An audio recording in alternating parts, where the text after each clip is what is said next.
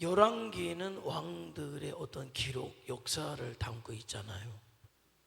남과 북해서 한 40여 명의 왕들이 있었어요. 그런데 북왕국을 비롯해서 남왕국 역시도 안타깝지만 악하게 시작해서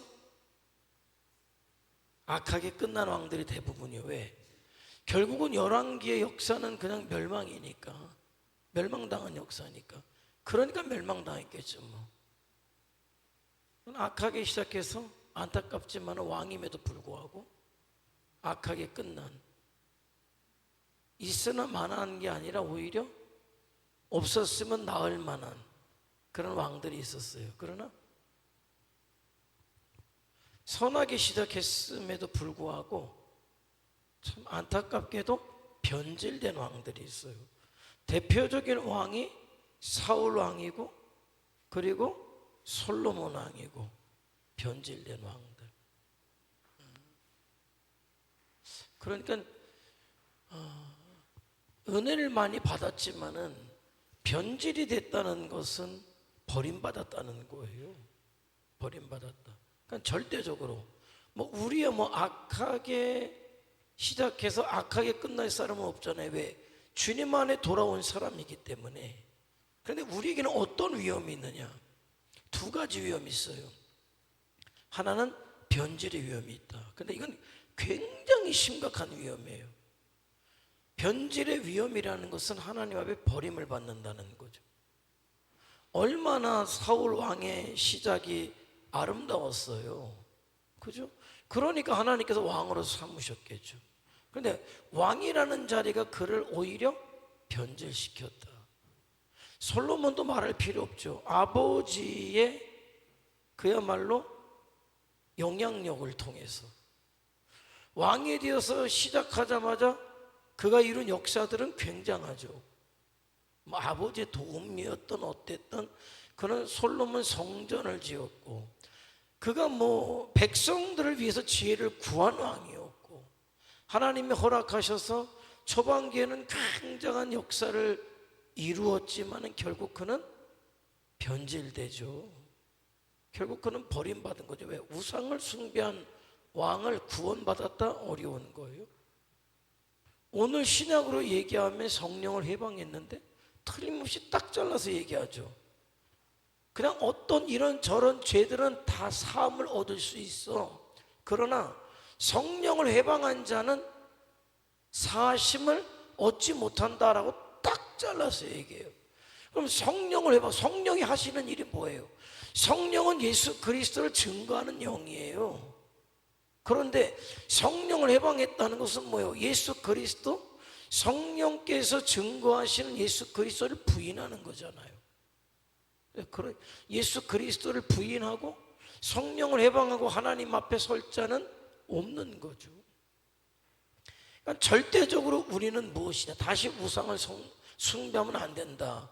우상을 숭배하는 것은 곧 뭐예요? 변질되는 거다. 우상을 숭배하는 것은 곧 성령을 해방하는 자리에 서게 되는 거예요. 그렇게 절대적으로 하나님 외에 다른 것들이 나에게 하나님이 되지 않게 해라. 왜? 그거는 우상이니까. 그거는 우상이니까 그렇다. 우상이니까 그렇다. 우상이니까 그렇다. 자, 그런데 변질은 아니지만은 어떤 왕이 있어요? 선하게 시작했지만은 결정적인 실수를 하는 왕들이 있어요. 버림받지는 않았지만은 그가 선하게 살아왔던 삶을 무색하게 만드는 결정적 실수를 저지르는 왕들이 있는데, 이 결정적 실수는 뭐냐? 버림을 받지는 않지만은 어떤 문제가 생기냐? 더 이상 하나님이 쓰시지 않는다. 안 쓰셔요. 영향력이 없어져요. 누가 그래요? 다윗 왕이 그랬잖아요. 다윗 왕의 결정적 실수는 뭡니까? 그죠? 밧세바를 취한 거죠. 그뿐에 그 남편을 악하게 죽이게 되죠. 회개했습니다마는 결정적인 죄요. 무엇을 통해? 그 다음부터 그는 하락세요. 그러면서 집안의 자식들이 죽이고 죽고, 그 자식에 의해서 도망갈 뿐만 아니라 어떤 또 잘못을 저지릅니까? 인구조사까지 하잖아요. 그러면서 그가 죽을 때는 분별력을 잃어버린, 그러니까 결정적 실수. 또 누가 있습니까? 왕 중에 결정적 실수라는 사람, 그렇게 은혜를 받았어요. 아수르 사네립이 쳐들어왔을 때 랍사게 장군이 사네립의 협박문을 가지고 왔을 때 하나님 앞에 나가서 그렇게 협박문을 펴놓고 기도하고 이사야의 도움을 얻어서 하룻밤에 18만 5천 명을 죽이는 그 역사를 기도를 통해서 뭐라고 약속하십니까? 하나님의 열심히 이 일을 이룰 것이다. 아니, 누구를 위해서 하나님이 그렇게 열심히? 아이고, 그 영광된 일 아닙니까? 히스기야를 위해서 하나님이 열심히 일하셨다는 거예요. 하나님의 열심히 이 일을 이룰 것이다. 이런 역사가 어디 있습니까? 나는 하나님의 열심히 여러분의 삶을 이루어 가시고 여러분에게 역사하시길 원해요. 그런데 그 열심의 끝이 어떤 겁니까? 그가 죽을 위기에 있었을 때 하나님이 그의 생명을 연장시켜 주시면, 아니, 그런 왕이 있습니까? 하나님 앞에 기도해서 18만 5천 명을 하룻밤에 싹 이기고 죽을 병이 들었지만은 그 죽을 병으로부터 고침받았던 왕이 있습니까? 히스기야는 원래 선한 왕이었어요. 그런데 그런 역사까지 이루었다면 그는 정말 어쩌면은 다윗보다도 위대한 그런 왕이 될 수 있었는데, 그러고 나서 생명이 연장되고 났더니 바벨론에서 보낸 사신단 앞에서 어떻게 합니까? 결정적인 실수를 저지르죠. 보여서는 안 될 것까지도 보인 이유가 뭐예요? 내가 이 정도야. 그죠? 교만이죠. 아니, 하나님 때문에 자기가 살았지, 하나님 때문에 물리쳤지. 근데 내가 이 정도야. 하나님 앞에 영광 올려드리는 게 아니라 그저 들떠서 교만이 들어가서 자기 자랑을 하게 되잖아요. 그래서 하나님 앞에 책망을 받는, 결국 그로 인해서 그 나라가 결정적으로 무너지게 되는,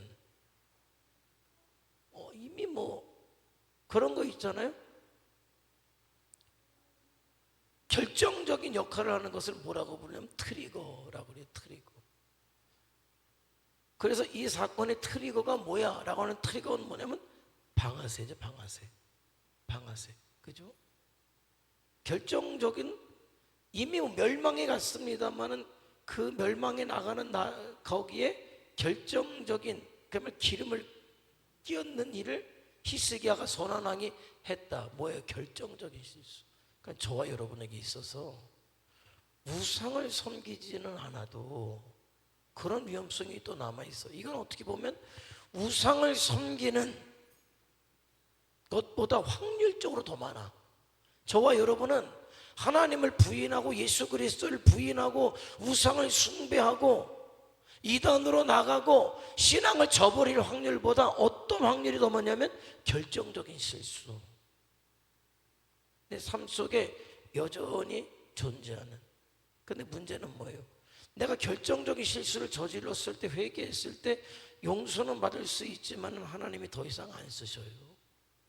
그 역사예요. 역사를 통해 배울 수 있다는 거죠. 그러니까 열왕들의 삶을 보면서 나는 어떨까? 그런데 처음부터 끝까지 선한 왕이 있어요. 결정적 실수 없이 끝까지 선한 왕. 누굽니까? 누구예요? 우리가 금방 읽었어요. 맨 마지막에 세 글자, 요시아지. 요시아. 그죠? 요시아가 왕이 돼서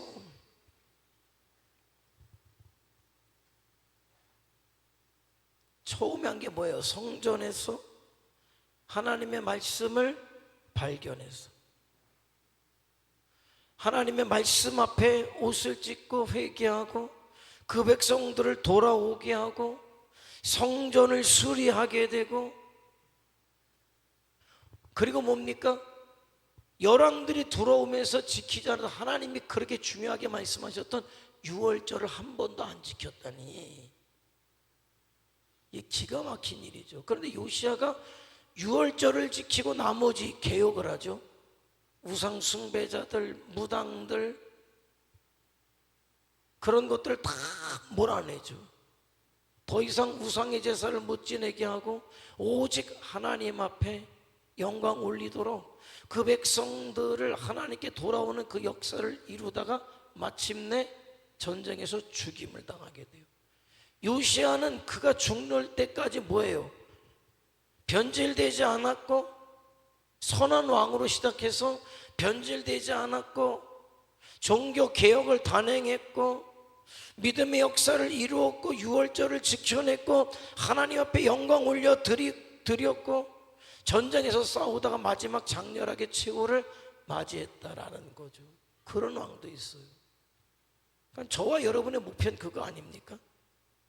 그 사람이 뭐 지금 뭐 영향력이 크든 작든 뭐 직분이 어떠든 상관없이 동일하게 예수 그리스도를 통해 새로운 피조물이 되었고 새 생명을 얻었기 때문에 하루하루 말씀을 따라가고 겸손히 주님을 섬김으로 내가 받은 사명, 예배자의 사명, 예수님의 증인의 사명을 감당하며 내가 죽는 그 순간까지 절대 변질되지 않고, 또 뭐예요?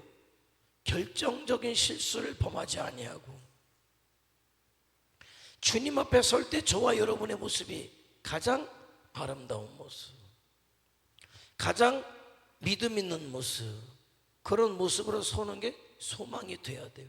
그래서 남아있는 내 육신의 때를 어떻게 해서든지, 그래서 살면 살수록 그야말로 저와 여러분은 더 아름다운 신앙인으로, 사명자들로, 믿음 있는 사람들로 서서, 그래서 주님 만나는 날 후회가 없어요. 후회가 없지. 빨리 주님 만나고 싶죠. 왜? 그냥 오늘이 최고로 내가 내 인생 속에 최고의 어떤 믿음이야. 빨리 주님 만나고 싶지. 왜? 나도 내일을 내가 장담 못해. 그러나 내일에 대해서 또 열심히 믿음으로 살았을 때 가장 아름다운 모습을 갖고 그렇게 살다가 주님 만나는 날 딱 서게 될 때 할렐루야죠. 뭐 그렇게 하나님께 영광 올려드리는, 내 남아있는 생에 이제부터 과거는 묻지 않아요. 과거는 묻지 않겠어요. 우리 주님이 묻지 않으시는데 뭐 제가 물어서 무슨 소용이 있겠어요. 여러분의 과거를 묻지 않아요. 네? 여러분의 과거를 묻지 않아요. 이제부터, 오늘보다 내일이 나은 삶을 살면 되고, 내일보다 모레가 더 나은 삶을 살 것을 작정해서 주님 만날 때 가장 아름다운 모습을 통해 칭찬받고, 하나님의 나라, 그게 목표예요. 하나님의 나라가 빠지면 다 빈껍데기 거짓말쟁이지 뭐. 하나님의 나라에 이를 수 있는 자, 저와 여러분 되시기를 주님의 이름으로 축원해 드립니다. 기도하시겠습니다.